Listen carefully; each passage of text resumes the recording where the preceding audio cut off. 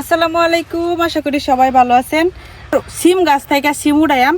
তো এর আগে একদিন উড়াইছিলাম অল্প একটু সিম, আপনারা দেখছিলেন। আর আজকে দেখি অনেকগুলা সিম হয়ে রয়েছে খাওয়ার উপযোগী।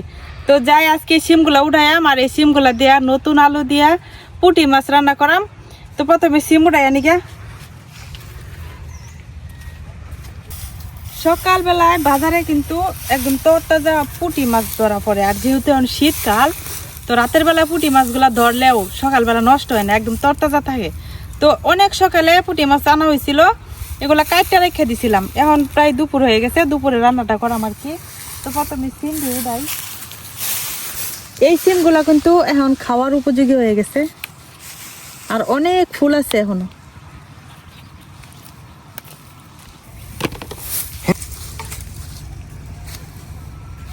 ওই যে একটা ডালের মধ্যে দেখেন কতগুলা সিম হয়েছে, তবে নিচের যে সিমগুলা এটি একটু বড় হয়েছে, আর উপরের দিকটা এখনো ছোট ছোট। বড় বড় দেখে কয়েকটা সিম নেই।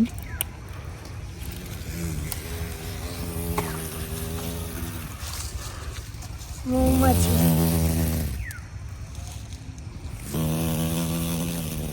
কেলা করে, মৌমাছি না তো, মোরা ফুলের মধু খাওয়া লাগে। ওই দিন যে সিম উঠাইছিলাম, পরে একটা আপু আমারে কমেন্ট করছিলেন যে সিমের বড়টা খাওয়ার কথা। তো সিমের বড়টা মূলত হচ্ছে যেগুলাতে বিচি বড় বড় হয়, ওই সিমের বড়টাগুলা খাইতে ভালো লাগে। আর এখন যে সিমগুলা একদম কচি, এটি কিন্তু বড়টা ভালো লাগে না। তো একটু বড় হইলে তারপরে বড়টাটা খাই আর কি আমরা। তো এখন হলো এগুলো তরকারি ভাজি এসব খাইতেই ভালো লাগে। একটু বড় হইলে, বিচিটা শক্ত হইলে পরে যে বড়টা খাইতে ভালো লাগে।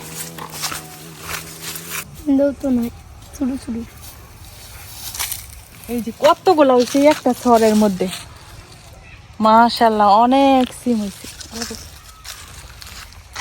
আমার এই আদামরা গাছের মধ্যে যথেষ্ট ভালো সিম হয়েছে মাশাআল্লাহ। আমি তো ভাবছিলাম যে এই বছর একটা সিমও হইতো না, গাছ যে অবস্থা হয়েছিল। তো এই যে যেগুলো উঠাইছি এগুলা দিয়ে হয়ে যাব। আর ঘরে কিছু সিম আছে, তো ওই সিমগুলা ওইটার সাথে দিয়ে দেব। যাই এখন রান্নাটা শুরু করি। যে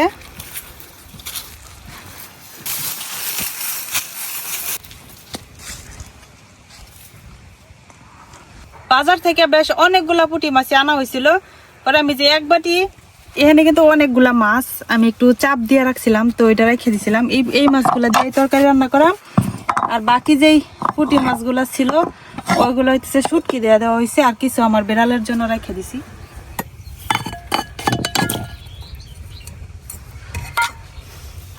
এই যে কতগুলা পুঁটি মাছ, যদিও ছোট ছোট কিন্তু একদম ফ্রেশ।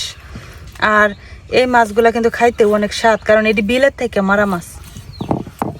ঘরে এই সিমগুলো আছিল, এটি অনেক বড় বড় সিম। আগামীতে আমি এই সিম গাছটা লাগাইম, কিন্তু এই সিমের চাইতে আমার গাছের যে সিম এটা কিন্তু খাইতে বেশি মজা।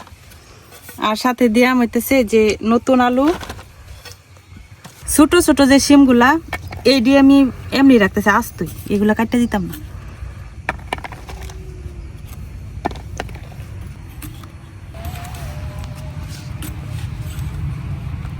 বড় সিমগুলা অনেক বড়, এর লেগে মাঝখান থেকে একটু কাটতে ছোট সিমের সাইজ করে দিলাম।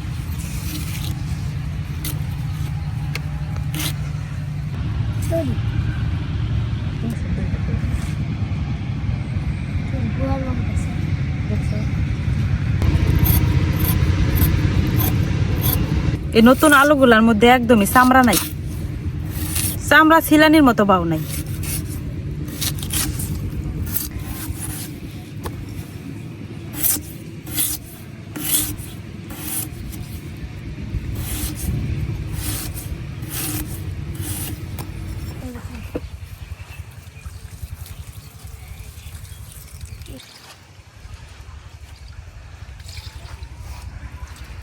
এখন আমি মাছগুলারে বাজার লাগিয়া একটু লবণ হলুদ মাখাই নিয়াম। লবণ হলুদ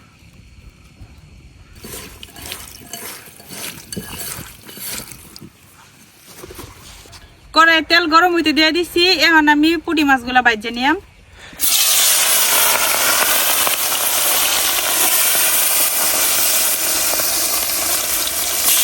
ছোট ছোট পুঁটি তো সব একসাথে দিয়ে দিলাম।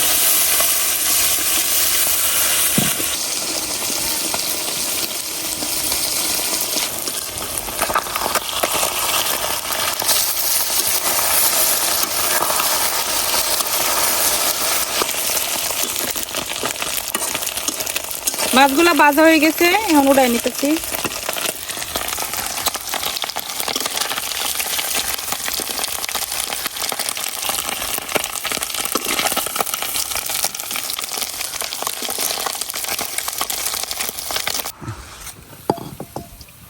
এখন আমি যে আলুগুলা কাটে রাখছিলাম এই আলুগুলা একটু ভাজে নিলাম।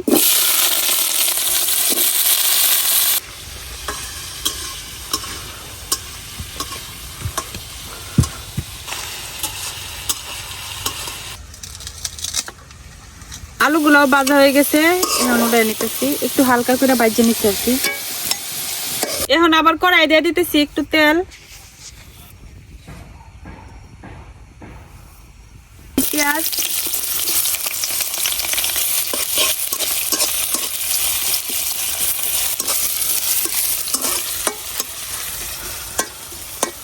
দিয়ে দিতেছি কিছু মশলা।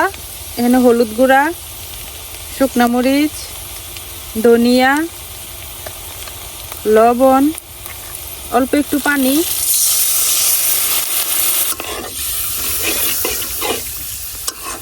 মশলাটা একটু কষাই নিলাম।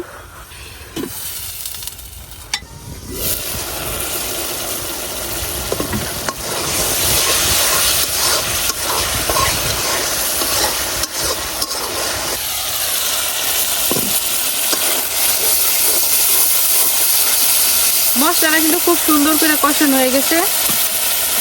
এখন আমি একে একে ভাজা রাখা আলু,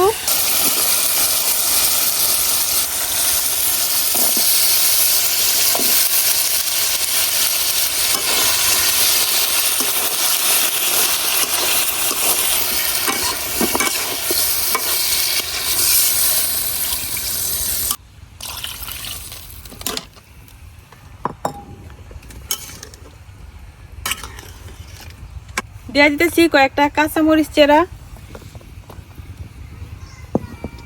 এখন ঢাইকা বলক আসা পর্যন্ত অপেক্ষা করাম।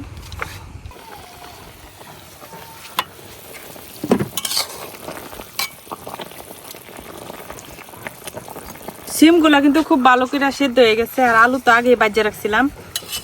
এখন মাছগুলা দিয়ে দিতেছি।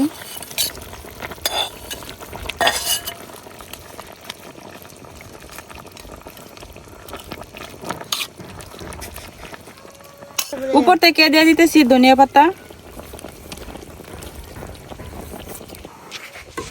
এখন ডাইকা কিছুক্ষণ রান্না করলেই হয়ে যাব। আমার তরকারি হয়ে গেছে। এই যে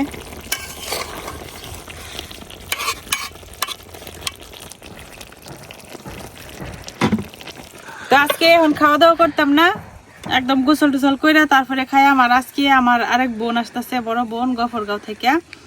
তো এখন আর খাওয়া দাওয়া করতাম না, তার লাগে একটু মানে আর কিছু রান্না বাড়া করা লাগবো। তো এইখানেই শেষ করতেছি আজকে। সবাই ভালো থাকবেন, সুস্থ থাকবেন। আল্লাহ হাফেজ।